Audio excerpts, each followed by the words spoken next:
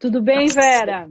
Tudo bom? Deixa eu ver se eu ponho um pouquinho mais alto isto. Estamos te vendo bem. Então Aí, pronto. Aí, perfeito. Esse enquadramento ficou ótimo. então tá tudo jóia.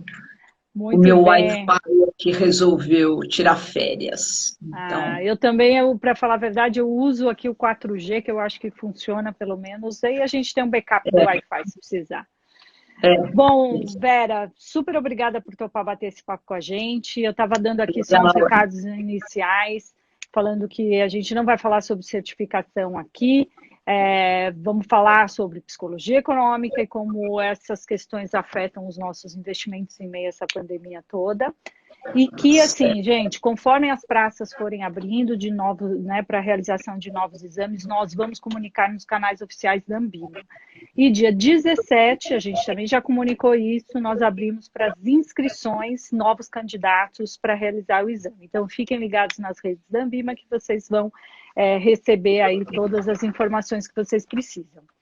Bom, só lembrando, a gente tem muito conteúdo bacana no nosso canal do YouTube, a gente tem a série Din-Din por Din-Din, que a gente explica as coisas bem explicadinhas para vocês. Então, todo o conteúdo de educação nosso está lá no canal do YouTube ou no nosso blog Como Investir, www.comoinvestir.com.br, ok? Bora falar um pouco, conversar, professora Vera? Vamos lá. Você tá com aquela luz redonda bonita, não tá? Tô, Eu viu? tenho que comprar, porque olha só, tô Olha, aqui no escuro, né? essa aqui eu ganhei de presente e vou te falar que foi um presentão, viu? Olha, Ah, foi um presente e tanto. também quero, estou falando aqui para o universo, também quero Ó, esse presente. quem presenteou a mim, por favor, dá esse presente para a professora também. Isso, por favor. Bom, vamos lá, Vera. Sempre a gente fala, né, que a nossa mente prega várias peças. Quando a gente está falando de dinheiro, a gente sabe a dificuldade que as pessoas têm de lidar com este assunto.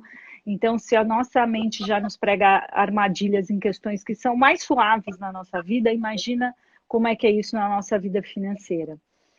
Você acha que com essa pandemia, Vera, isso se potencializou mais ainda? Não, eu acho que, de uma certa forma, a pandemia está sendo uma espécie de grande educador financeiro, pela dor. E porque a primeira coisa é está completamente diferente. Quem conseguiu ter um colchão de segurança está passando pela pandemia de um jeito. Quem não conseguiu ter está passando de um outro jeito.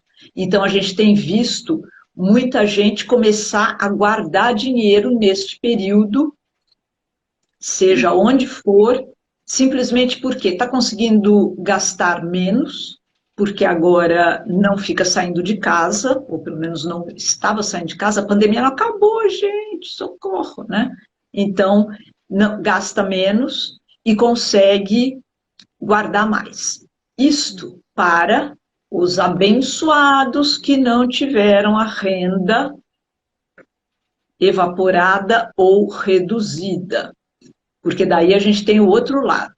Muito difícil para quem perdeu o emprego, teve o salário, o contrato reduzidos, fechou o negócio. Aí, para essas pessoas, tem que tomar muito cuidado, por exemplo, com fraudes, com golpes, porque eles proliferam em períodos de crise.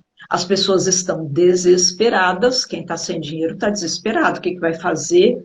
Para onde olha, não vê luz no fim do túnel, então acaba ficando muito vulnerável aos golpes que chegam pelo WhatsApp, pelo e-mail, pelo telefone, por todos os lados e todos os tipos de golpe, de pirâmides até aqueles golpes lá do auxílio emergencial, que você clica não sei onde, e daí clona, e daí mil coisas horríveis acontecem.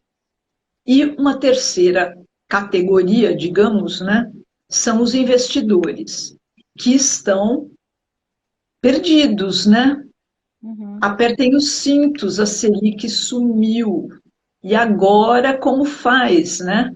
Então, a gente está sendo sacudido daquela, ai meu Deus, zona de conforto, ai meu Deus, pelo clichê, né? Mas Uhum.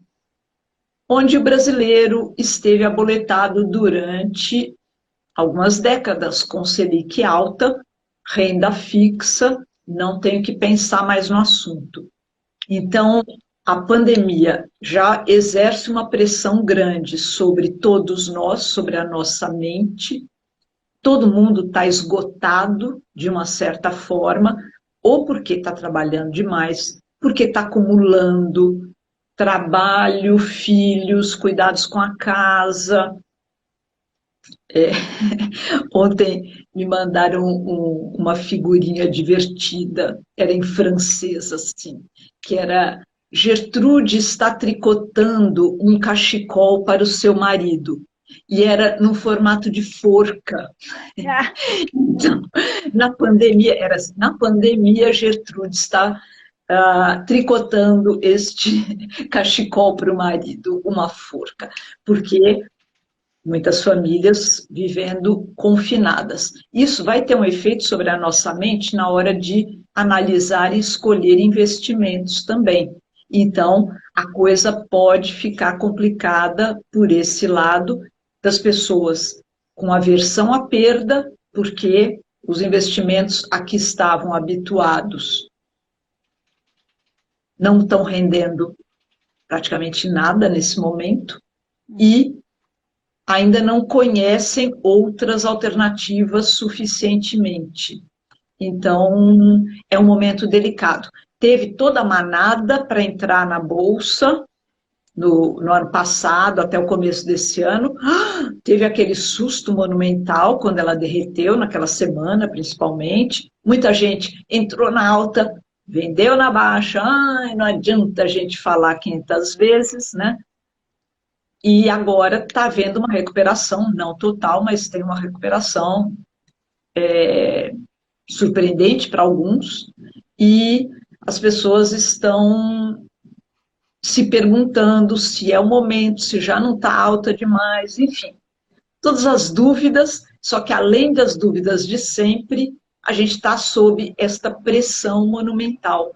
Cadê o mundo que eu conhecia? Que não era grande coisa, mas enfim, as pessoas conheciam, né?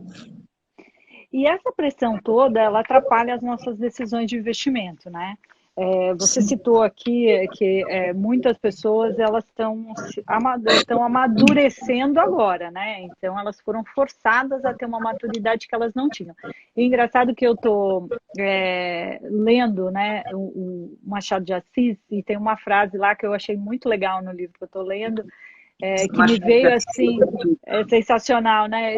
E aí me veio direto na cabeça que a frase era o seguinte: melhor artificialmente cedo do que naturalmente tarde. Só que daí, invertendo aqui para o mundo das finanças, né? Melhor naturalmente cedo do que, né, artificialmente tarde ou vice-versa. Então, assim, o que eu quero dizer, o que essa frase me trouxe é que muita gente artificialmente cedo resolveu investir na bolsa sem estar preparado, né, Sim, sim. sem estar pronto como investidor. É, Como é que isso, que efeito que isso pode gerar? Além de decisões erradas, você acha que pode gerar uma aversão a investir? Porque também alguns números da Ambima recente que nós divulgamos mostram que as pessoas que né, na faixa do varejo, a poupança cresceu um pouco ainda. sim, Como é que você sim. acha esse efeito da pessoa pisar na água gelada e nunca mais querer entrar?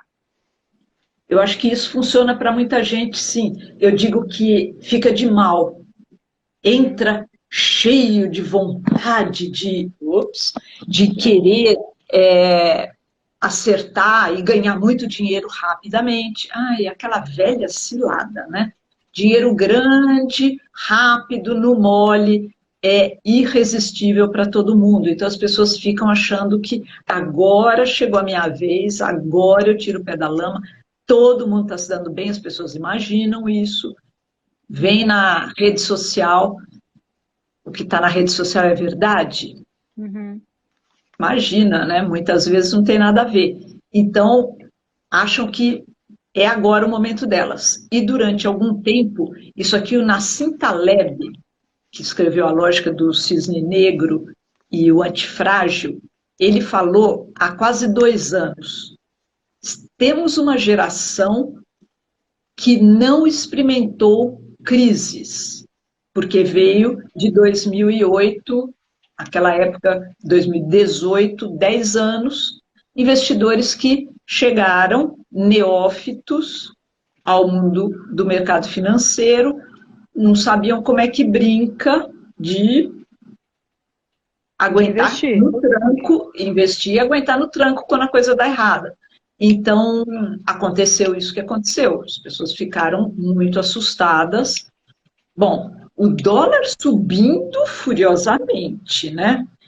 15 minutos atrás era aquela história. Imagina que o dólar vai chegar a 5. Não, ele não chegou a 5, ele chegou a 6, né?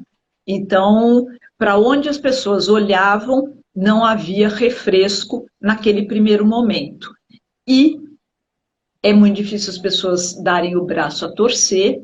A gente sabe que a aversão à perda é extremamente poderosa e faz a gente sentir mais que o dobro o valor que foi perdido mesmo. Então, se a pessoa perdeu 10 mil, alguém olhando de fora fala, ela perdeu 10 mil. Ela sente como se ela tivesse perdido 25 mil. É completamente diferente o sentimento, o peso que ela atribui. Então, isso fez com que muita gente quisesse sair correndo. E o pior é que demora, tem gente que fica traumatizado, não entra, mas na próxima manada, no próximo ciclo de alta, que provavelmente vai ter, porque é sempre assim mesmo, daí não aguenta, vai lá e entra outra vez na alta. Isso que seria importante as pessoas entenderem que ou você tem a velha estratégia do buy and hold, você compra e olha no médio e longo prazo, Warren Buffett, né? E a vovó já diziam, faça isso, né? Além de diversificar, e ok, e não fica olhando toda hora para não ter uma síncope, ou vai ficar sofrendo muito e vai entrar e sair na hora errada. Entra na hora errada e sai na hora errada. Isso que é duro.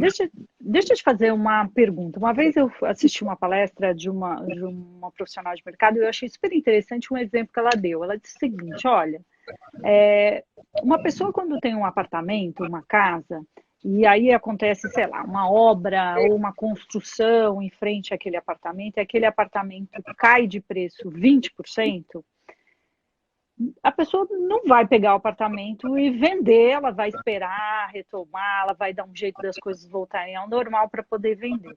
Quando a gente está falando dos investimentos em ações, não é verdade. A pessoa vê cair 20%, ela tira o dinheiro e deixa em casa, né? Porque ela já não confia em mais nada. Por que isso acontece? Né? Porque a gente está falando objetivamente da mesma coisa. Por que as pessoas tendem a lidar de uma forma diferente em questões mais objetivas, como essa, por exemplo? Porque a tendência é decodificar cada contexto de um jeito muito separado, muito particular. É aquela história, o dinheiro não é fungível, né? Ao contrário do que a economia tradicional diz. Para o ser humano normal, 10 notas de 10 reais na carteira duram muito menos tempo do que uma nota só de 100 reais. Então, a gente lida de forma diferente conforme as informações, o contexto, as situações são apresentadas para a gente. O imóvel já começa no nome, imóvel. Ele não sai do lugar, ele fica ali. Então, muitas vezes você mora lá dentro. Então, só de pensar, eu vou vender isso, me dá maior dor de cabeça. Então, você já tende a olhar para a situação toda como sendo alguma coisa mais lenta, mais de longo prazo, que você não vai ficar mexendo toda hora. Agora, com relação ao mercado de renda variável, principalmente, mas qualquer outro até, mercado financeiro, hoje, especialmente, que está a um clique de você fazer qualquer coisa, inclusive muita besteira, é muito tentador você... Ai, não, já vou tirar daqui, vou... E nem pensa. Então, é aquela história. Com os investimentos de mercado financeiro, é muito sistema 1. Uhum. Ele é desenhado para que a gente tomasse decisões racionais, mas ele incita a reação pelo sistema 1, pelo impulso, pela rapidez, pelo medo de perder alguma oportunidade, o FOMO, né, o Fear of Missing Out. Você quer fazer qualquer negócio, mas você não quer ficar de fora. Ao passo que o imóvel, quer dizer, para algumas pessoas fazem besteira com qualquer coisa, mas para a maioria, o imóvel envolve mais o sistema 2, que é o sistema mais ponderado, mais lento, que raciocina, que olha o longo prazo. Você comprar um imóvel é um passo grande, né? Então, você tem que analisar se vai ser à vista, se vai ser financiado, como vai ser e tal. Para vender também, né? É mais difícil você vender no impulso. Pode acontecer de comprar no impulso. A nossa querida Ellen News, aquela norueguesa que foi keynote speaker no ano passado, né, na Conferência de Ciências Comportamentais e Orientação do Investidor, CVM, Ambima, B3, Sebrae, ela contou aquilo, né, na própria palestra, que ela comprou uma casa no impulso. E ela já tinha me contado isso anos atrás, porque ela e o marido foram olhar casas, tal, de repente se encantaram perdidamente, parece que tem um teto de vidro no banheiro, em cima da banheira, sei lá, tem umas coisas encantadoras na casa, comprou no impulso. Ainda bem que ela é norueguesa, tá tudo certo e tal. Não faça isso em casa. Crianças, Não não repita façam isso isso em em casa. casa. Porque é difícil. Mas a maneira como a gente enxerga investimento no mercado financeiro é diferente da maneira como a gente enxerga, percebe, avalia investimentos em imóveis ou até em ouro, por exemplo, ou outros ativos, né, Ou que num negócio, né? Muitas vezes as um pessoas se negócio. investem num negócio, o risco é muito superior. E aí, Sim, Vera, eu vou até puxar por isso, não sei se você se lembra, alguns meses atrás, acho que logo que a gente entrou na pandemia, eu te liguei porque eu queria uma opinião sua a falou. respeito de risco, que eu estava escrevendo um artigo e etc. E foi muito interessante que você me trouxe ali, porque a minha pergunta para você foi o seguinte: por que que as pessoas têm tanto receio, né, de investir, que é uma coisa ali que tem informação, que está tudo muito delimitado, e as pessoas estão nesse desconhecido todo, porque no começo da pandemia, né, se hoje as coisas ainda não estão muito claras, imagina no começo, e as pessoas ousam, né? Falam, não, mas eu vou sair, não vai acontecer nada, não, imagina, comigo não, sendo que é uma coisa que mobilizou o planeta todo. Por que que essa mesma pessoa que no começo saía de máscara e achava que isso não era nada, é aquela pessoa que investe na poupança e morre de medo de pensar em investir em outros ativos? E aí eu queria que você contasse aqui, né, que você falou muito dessa questão de que como as pessoas percebem o risco é diferente, e você citou agora do contexto. Você quer contar um pouquinho mais sobre isso para a gente? Então, começa pelo fato de que a humanidade é um caso perdido, né? Ah, A pronto. gente, né? Isso acho que resume. Então, agora, por exemplo, a gente está vivendo uma situação bem complexa, que é a fadiga comportamental. As pessoas cansaram da quarentena. Ai, cansei. Logo, não tem mais. Pronto. Não tem mais Vou sair risco. por aí. Não tem mais risco. Não tem mais pandemia, né? Pronto. Fim, né? Vou sair. Ai, cansei a máscara. Tira a máscara. Pronto, acabou. Uhum. Então, a gente não toma decisões consistentes. Ontem eu ainda estava falando isso. A realidade, ela não está nem aí com o que a gente quer ou deixa de querer. A realidade é simplesmente, e ela se impõe. Então, a gente querendo ou não querendo ficar em casa, isolamento social para quem pode, etc., o vírus continua aí, fazendo a festa dele, tristíssimo, e 100 mil, né? 100 Uhum. mil mortos, é uma coisa inaceitável. Então, a gente não enxerga risco, porque isso foi o que o nosso guru, Daniel Kahneman, já levantou, e eu não posso deixar de falar, né? As pessoas vão enjoar, mas agora eu estou na vibe, que Olha, eu estava, deixa eu ver, então, rápido e é devagar. o próprio, tá aqui, ó. Isso, isso. Então, e eu não posso deixar de falar que eu dividi um painel com ele num congresso da Ambima, que naquela época era chamada Ambid, em 2009. E eu estava ao lado dele quando ele falou, e depois repetiu em várias outras situações, o seguinte: corremos riscos porque não nos damos conta de que sejam riscos. Desconhecemos a probabilidade daquilo dar errado. Se a gente soubesse que é risco, dava no pé. Ninguém quer correr risco. Nem o cara que anda lá no Cabo de Aço, em cima do Grand Canyon, equilibrando com aquela vara, ele acha que ele não está correndo risco, porque ele estudou a velocidade do vento, ele estudou a pressão atmosférica, ele está super preparado, fez não sei o que, não sei o que, não sei o que. Se ele achasse que tem um risco dele cair, e óbvio, morrer lá embaixo, ele não ia atravessar aquilo. Uhum. Então, o que nós temos sempre é aversão à perda. A gente não tem sempre aversão a risco. Quando nós estamos diante de uma possibilidade de ganho certo, aí a gente tem aversão a risco.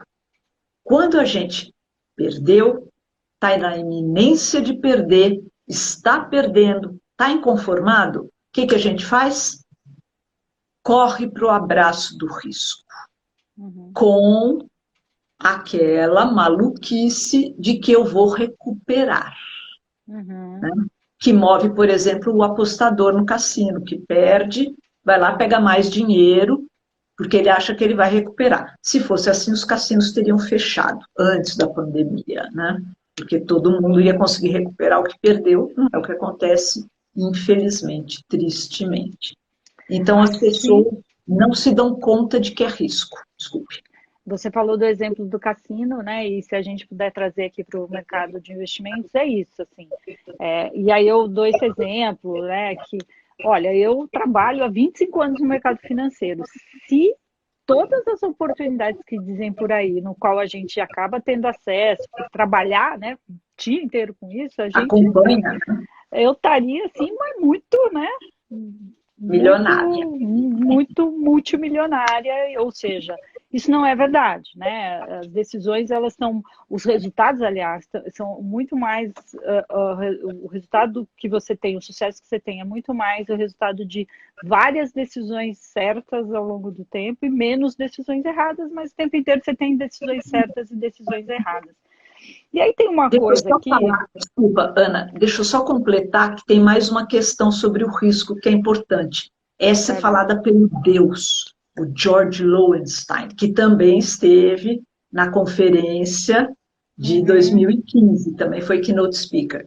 Ele e os coautores fazem um estudo muito interessante que é o seguinte: a gente avalia risco como sentimento. Quer uhum. dizer, se eu gosto de alguma coisa, Ah, eu acho que o risco é baixo e o benefício é alto. Se eu não uhum, gosto, eu acho que o risco é alto e o benefício é baixo. É por isso que tem gente que fica insistindo num determinado produto financeiro, por exemplo, porque gosta, porque vai com a cara daquele produto, porque é uhum, apaixonado por aquele produto, ou pela sua estratégia de investimento também. A pessoa uhum, também se apaixona, às vezes, pela própria estratégia. E às vezes ela está, não dando resultado nenhum, mas a pessoa está apaixonada e não vai se separar dela. E não ver risco, que é um pouco o que eu falo sempre do semáforo emocional, que a gente tem uma espécie de semáforo na cabeça. É uma ideia que vem da psicanálise, do Wilfred Bion, e do Freud, da Melanie Klein também. Quando a gente ouve alguma coisa que é música para os nossos ouvidos, não importa que seja uma ilusão, por isso, por exemplo, o sucesso dos golpes, a gente é como se acendesse a luz verde do semáforo emocional da nossa cabeça e a gente acredita, endossa, acha que é provável, que está tudo certo. E, de outro lado, quando vem alguma coisa na nossa direção que ameaça frustrar, que é chata, que é desprazerosa, mesmo que ela seja real, mesmo que ela traga consequências importantes, você olha aquilo e fala, não quero saber, varro para baixo do tapete, acende a luz vermelha na cabeça. E a gente tem essa espécie, estou usando essa analogia do semáforo emocional, agindo antes de todas as decisões que a gente toma. Olha que perigo. É uma coisa assim que só avalia o curto prazo e só na base gostei, ok, não gostei, tchau. Agora, Vera, para a gente depois entrar no segundo bloco aqui de temas, para a gente fechar essa questão do risco, né? Ou dessas questões todas que você trouxe que são super relevantes, ou seja, a gente tem uma mensuração de risco diferente, no fundo a gente tem aversão à perda e o risco a gente assume conforme a simpatia que a gente tem pelo tema. E aí, se a gente pudesse orientar uma pessoa que, sabendo de tudo isso, como é que ela trilha o mínimo de racionalidade ali para conseguir mitigar essas coisas e tomar uma decisão melhor? Não perfeita, mas melhor do que toda essa confusão de sentimentos. Procure um CFP, procure um consultor financeiro, pode ser um planejador financeiro pessoal certificado, o CFP, tem outros consultores financeiros também, alguém que seja de confiança, que seja competente, com quem você se sinta confortável para trocar essas ideias e busque essa assessoria. Nem todo mundo tem estômago para fazer a gestão dos próprios investimentos. Aliás, o Kahneman também falou naquela ocasião, em 2009, que ele tinha um profissional. Ele falou, eu não tenho estômago para ver essa história toda da renda variável, que nos Estados Unidos já é, assim, tradicional. Todo mundo tem uma parte em renda variável, uma parte naqueles bonds lá que não rendem nada também. O caminho que a gente talvez esteja indo, né? Então, isso uma coisa. A outra coisa, quem quiser caprichar, tem tempo, tem interesse, tem gosto pela coisa, vai estudar. Vá entender melhor tudo isso e eu sempre acrescento, faça um diário de bordo. Pega um caderno e vai anotando com a data o que você está achando daquele produto, daquele investimento antes.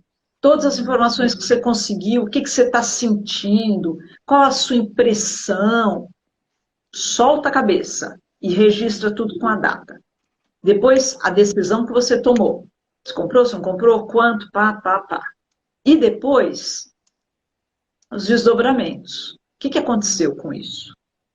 Vai fazendo esse diário de bordo ao longo de 6 meses, de 1 ano, e depois você olha de novo para entender um pouco como é que você toma decisões. Se você é excessivamente otimista, se você vai sempre na manada, se você tem a falácia dos custos irrecuperáveis, que é já que eu botei aí, eu não vou tirar, porque esse negócio vai virar, eu não quero perder o que eu já comprei por 15, agora está 8, eu não quero perder, então já que está aí, vai ficar, mas na hora que chegar em 2 não aguenta, e daí vende, e daí dança.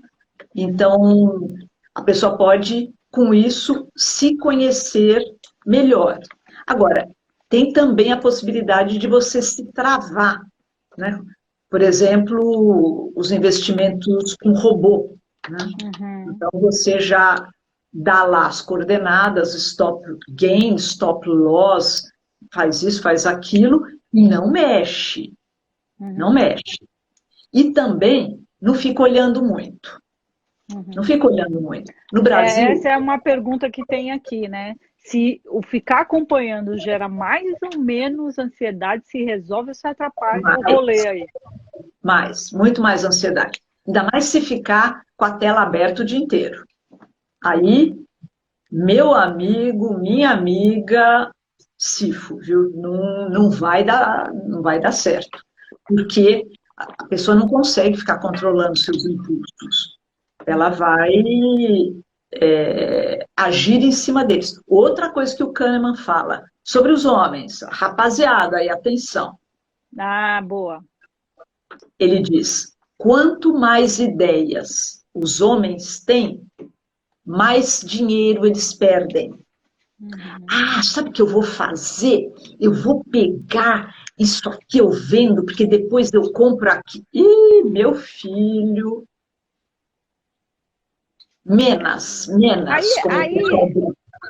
Aí, Vera, pegando isso aí antes, né, de entrar no próximo tema, que eu acho que isso é uma coisa legal, tem uma diferença mesmo de como é a relação do homem e da mulher na vida financeira? Por enquanto tem, e estamos bem na fita. Não pelas melhores razões, mas estamos bem na fita. Os homens inventaram a brincadeira do dinheiro milênios atrás. Então, são super à vontade, estão em casa, lindos, né?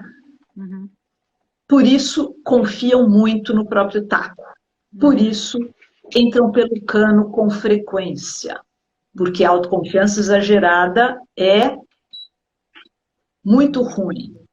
Pessoa, para ter uma autoconfiança assim, desmesurada, ela precisa ignorar muito a realidade, incluindo a realidade das suas limitações, porque somos todos limitados. Então, ponto.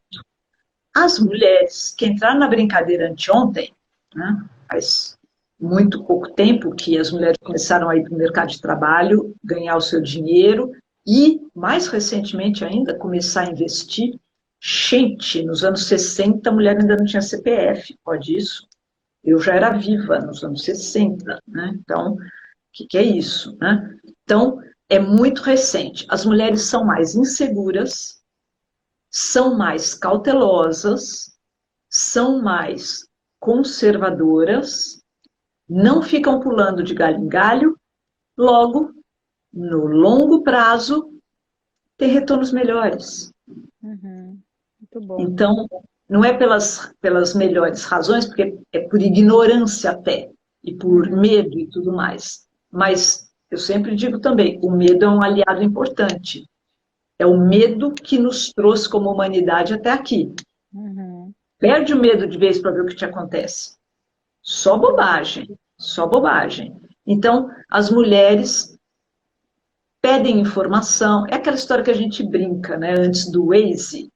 Quando que um homem ia parar no posto de gasolina para pedir informação? Gente, isso é tão simples, tão natural. Para mim, abrevia o meu tempo da minha vida. Isso. Claro, claro. Não sabe? Pergunta. Vai atrás da informação. Tá, o homem não. Uma coisa, o cara vai, sei lá, consertar alguma coisa em casa, no carro, entra numas... Não, eu sei. Não é melhor chamar o encanador? Não, deixa que eu sei aqui. Né? Água para todo lado, aqueles desastres. Porque parece que fere a masculinidade, pedir ajuda, pedir informação e tal. A gente brinca com isso. Mas então, sim, por enquanto, as mulheres estão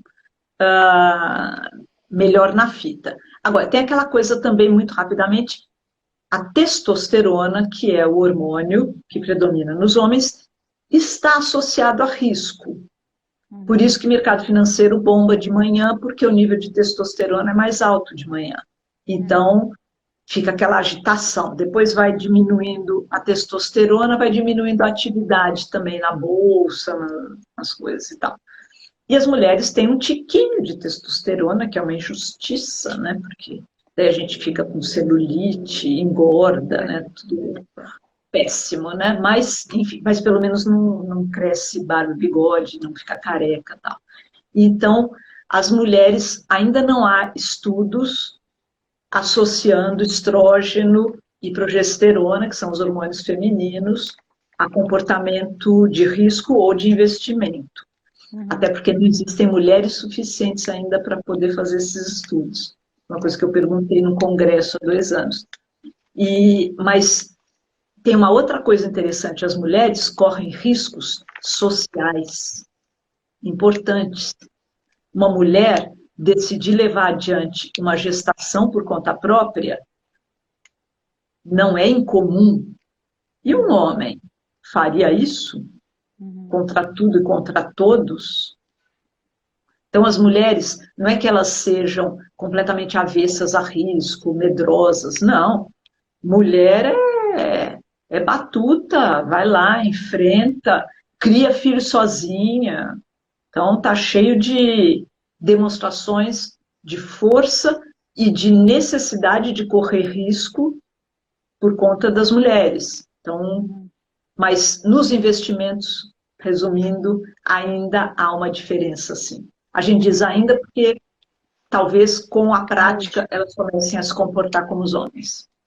E é interessante você estar falando, você está citando aqui, até pessoal, eu vou pedir aqui para o pessoal da Ambima que estiver ouvindo a nossa live, depois colocar nos comentários e na descrição aqui da live, esses livros que você citou, os autores, até porque tem pessoas perguntando aqui. Legal. E eu me lembro em uma das edições desse congresso que você citou, da CVM, no qual a Ambima apoia, junto com o B13 e Sebrae, uma pesquisadora falando dos jovens até, que essa questão hormonal afeta o aprendizado e qual horário era mais efetivo, se ter intervenções de educação financeira, enfim. Somos humanos, né, gente? Então isso não dá para deixar de ser levado em consideração.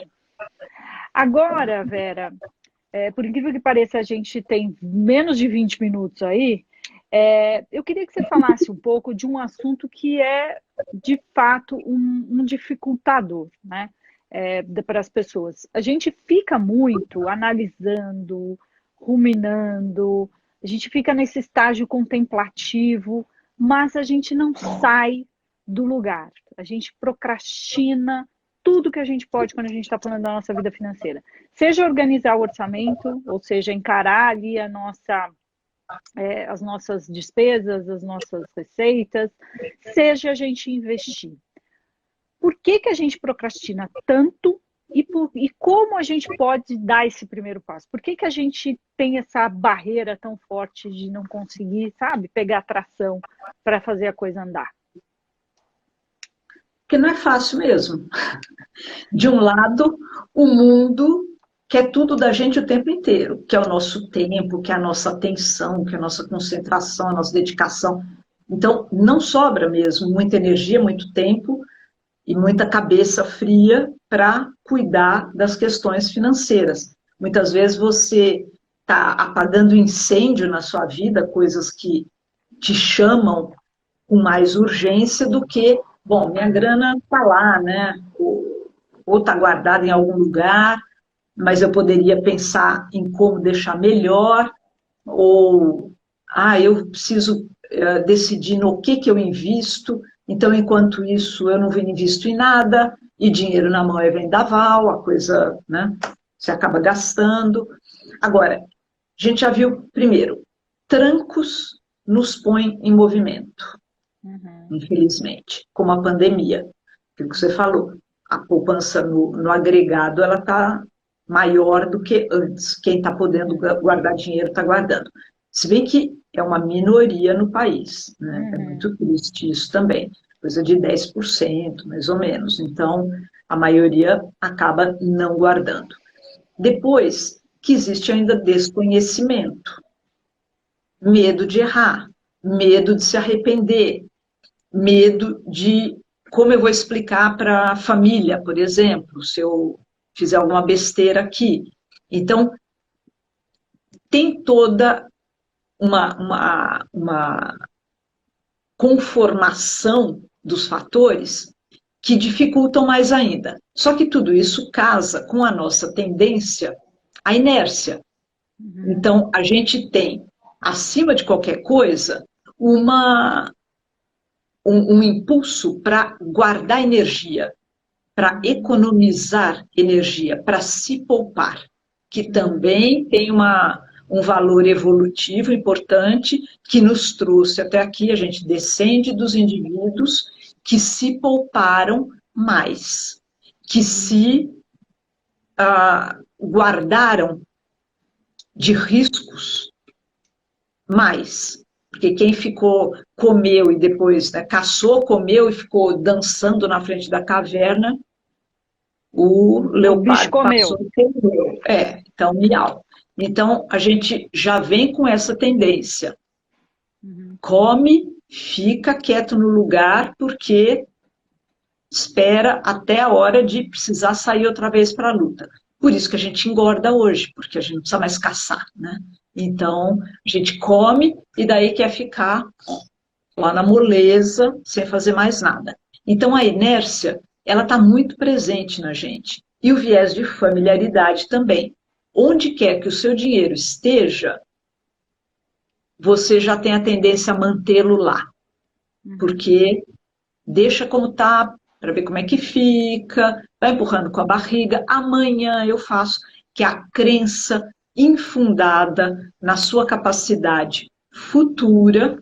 Então, você agora está com muita preguiça, agora está muito cansado, agora não está boa, agora a cabeça está cheia demais. Mas você vai fazer tudo isso amanhã. Daí amanhã, outra vez, né? Repeteco.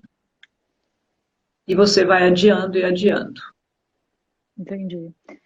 Isso que você diz é interessante, né? Às vezes a pessoa não tem esse ímpeto de dar o primeiro passo, por medo de fracassar, por não ter observado na sua percepção todos os fatores, por acreditar que, tá bom, mas então vou esperar só mais um pouquinho. Esperei até agora, o que tem que esperar até amanhã? E amanhã espera até amanhã, e aí quando a gente vê isso já... o longo prazo já chegou. E tem o fato também, né, de que é muito ruim encarar a vida financeira. Né, mesmo quem tem a vida financeira equilibrada, é uma coisa forte, né, de você tem que... porque você vai encarar ali decisões que você mesmo tomou, materializado no seu extrato bancário, mas que está ali incutido uma série, né, de boas ou más decisões, e enfrentar aquilo cotidianamente não é muito confortável. Agora, Vera, que a gente está partindo aí para os nossos minutos, né, no nosso tempo final aqui, eu queria que você nos dissesse o seguinte: como é que você acha? Então, a gente falou aí, né, você disse no começo sobre essa coisa das pessoas estarem confinadas, a gente já chegou numa fadiga comportamental, que foi o termo que você usou, então a gente já mede o risco de uma forma diferente, não é porque o risco está diferente, é que a gente não aguenta mais. Como é que você acha que a gente vai começar a voltar a essa normalidade? Você acha que vão ter sequelas positivas depois, pós-quarentena, e quais serão elas? E quais serão as sequelas negativas de comportamento pós-quarentena? Eu acho que não vai ter normalidade, né? Não vai voltar a ser como era. Não tem como. Desde o começo eu falava, é como se fosse lá as Torres Gêmeas, que tiveram aquele impacto nas viagens aéreas, que nunca mais voltou ao normal. Nunca mais a gente viajou com a despreocupação que a gente viajava antes de 2001. Veio para ficar aquela chatura monumental de revista, não sei o quê. Agora, abre a mão, vira. Vira, nossa, aquele... Abre a mão. Bom, nem deixa para lá. Até porque faz tempo que a gente não viaja e vai ter com tempo saudade. da chatura, né? Até certo ponto. Mas, então eu acho que vacina, a gente está levando assim uma catarata do Iguaçu de água fria, não é uma ducha de água fria. Que mané vacina que vem logo, vem nada, né? Isso aí vai anos, se é que vão achar, né? Bom, mas fora isso, tudo bem. Como vocês veem, eu não sou uma otimista excessivamente, né? Eu sou uma realista, não sou pessimista, não. Mas, então eu acho que vai ter uma marca em todo mundo, nas crianças, as crianças sem escola, o que está acontecendo, né? Estão bem perdidas nesse momento, bem sem poder socializar com outras crianças. Então, vai ter impacto desde a infância até os idosos, vai ter gente que não vai voltar ao normal nunca mais, porque é grupo de risco, é idoso e tudo mais. O Kahneman também, ele falou numa live, mais no começo, eles perguntaram, e o que você acha que vai acontecer? Ele falou, não, a humanidade vai sair dessa, né? Eu acho até que ele é um pouco mais otimista. A humanidade vai sair dessa, vai ter uma vacina, tal. Não sei se vai ter. Mas agora ele falou, agora, a meu respeito, eu não sou nem um pouco otimista. Meio que, assim, para mim acabou, né? De fato, ele voltar a viajar vai saber. Agora, eu acho que vai deixar, e a gente espera que as marcas sejam duradouras sobre o comportamento financeiro.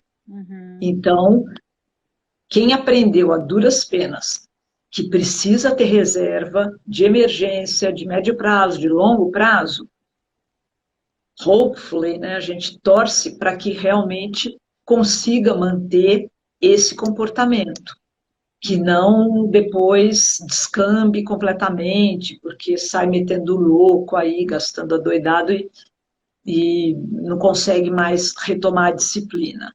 Então, eu acho que vai ser diferente para diferentes pessoas. As pessoas que já são mais disciplinadas, inclusive estão passando pela pandemia de uma forma menos dura, porque já tem uma certa disciplina, já consegue encaixar a atividade física, o trabalho, ou mesmo o lazer. Quem dependia muito a cada dia de socializar, de ir para o boteco e tudo mais, está penando mais. Essas pessoas vão aprender a se organizar mais financeiramente? É uma pergunta que eu não tenho resposta ainda. A gente está vendo a questão da resiliência financeira. Isso é uma coisa importante. Com que força você consegue atravessar este período, estes desafios? Isso tem uma implicação interessante. Pode dar uma autoconfiança verdadeira. Porque quando você olha e fala assim, rapaz, eu consegui me organizar no meio daquele caos. 2020 não me derrubou completamente. Estou aqui, estou firme, a cabeça está funcionando, eu estou pensando o que eu vou fazer, o que eu tenho que planejar, organizar, ir atrás. Isso dá uma força para a pessoa. Ela perceber que ela atravessou um desafio enorme e saiu do outro lado, sobreviveu. E até mesmo descobrindo recursos nela mesma que ela não sabia que tinha. Então, acho que vai deixar essa marca importante para muita gente e, infelizmente, alguns podem tombar pelo caminho. Não da Covid só, mas de desanimar, e o desafio é muito grande, não dá para julgar essas pessoas. Quem botou toda a grana num negócio, por exemplo, ao longo de anos, se sacrificando, a gente sabe, eu sei como é que é ter negócio próprio, né? Então, você trabalha de noite, pá. De repente, você tem que fechar tudo. Você vê que vai minguando, você gasta as últimas economias, não consegue recuperar. É muito triste, é muito difícil. Então, é possível que algumas pessoas desanimem. Aí a gente vai ter que pensar, como sociedade, de que forma que a gente cata esse pessoal para voltar para ativa, né? Uhum. Os novos Bom, povos e tudo. bom, Vera, muito bom. Eu acho que eu concordo com você. Eu acho que toda crise, todo trauma nos traz um aprendizado. Como você disse, pelo bem ou pelo mal, a gente aprende, né? Pelo amor ou pela dor. Acho que a gente foi apresentado aí a um enfrentamento social, sanitário, financeiro muito desafiador, que cabe a gente tirar algum Acabou. aprendizado. E acho que é por isso que a gente precisa constantemente debater esse assunto, trazer essas questões para orientar mesmo. Acho que você falou coisas que são importantes e certamente aqui pelos comentários as pessoas tiraram aí bons conteúdos desse bate-papo de hoje. Então, Legal. Vera, queria muito te agradecer pela sua generosidade, pelo seu tempo. Você Obrigada recebeu pelo convite. mil elogios aqui. As portas sempre estão abertas. E se você quiser dar uma palavrinha final aí, fica à vontade, mas te agradeço em nome da Ambima. Obrigada pelo convite também. Turma, muita calma nessa hora, meditação, atividade física, boa alimentação, para a cabeça ficar suficientemente funcionando para cuidar do dinheiro, dos investimentos, das decisões. É hora de aprender uns com os outros, é hora de não soltar as mãos e, quem puder, é hora de fazer doações. Uhum. Doar dinheiro deixa as pessoas mais felizes. Não percam essa oportunidade, porque tem muita gente precisando desesperadamente. Então, é um momento também de quem está se sentindo mais confortável ir atrás de poder contribuir para a coletividade, porque ou a gente vai junto nessa, cara, ou não vai. Pois é. Bom, Vera, super obrigada. Pessoal, super obrigada por vocês terem ficado com a gente até aqui. E para quem está perguntando, sim, a live vai ficar gravada. Super beijo, Vera. Obrigada. Falou, beijo, tchau. Tchau. Bom, pessoal, super obrigada por vocês ficarem com a gente até agora. Foi realmente um aprendizado aqui bater um papo com a Vera. Ela sempre traz um conteúdo muito relevante, traz assim reflexões importantes. Ela falou hoje aqui da importância da gente aproveitar esse momento para refletir sobre as nossas decisões financeiras, aproveitar esse momento no qual a gente está sendo tolhido de consumir e de gastar como antes, e ter aí, né, tricotar o nosso primeiro pé de meia.